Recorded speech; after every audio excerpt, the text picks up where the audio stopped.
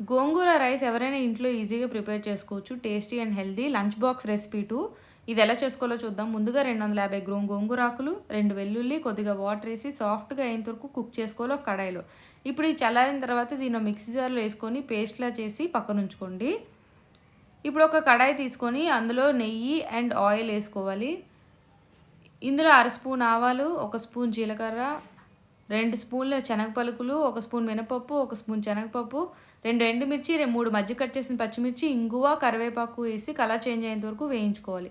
ఇందులో ఒక సన్నగా తరిగిన ఉల్లిపాయ వేసి లైట్ బ్రౌన్ కలర్లో అయ్యేంత వరకు వేయించుకోవాలి. ఇప్పుడు మనం చేసి పెట్టుకున్న గోంగూర పేస్ట్ అందులో వేసుకొని కొంచెం వాటర్ వేసుకొని కొద్దిగా పసుపు, మీకు సరిపడా ఉప్పేసి దీనిలో ఉన్న వాటర్ అంతా పోయేంత వరకు కుక్ చేసుకోవాలి. ఇప్పుడు ఇందులో 2 కప్పులు ఉడకబెట్టుకున్న బాస్మతి రైస్ నేను ఇందులో వేసుకున్నాను. దీన్ని బాగా మిక్స్ చేసి మీకు సరిపడా ఉప్పేసి బాగా కలుపుకొని కొద్దిగా పులుపు అవసరం అయితే కొంచెం నిమ్మకాయ పిండుకొని చివరిగా బాగా కలుపుకొని గోంగూర రైస్ని ఎంజాయ్ చేయండి. Thank you for watching.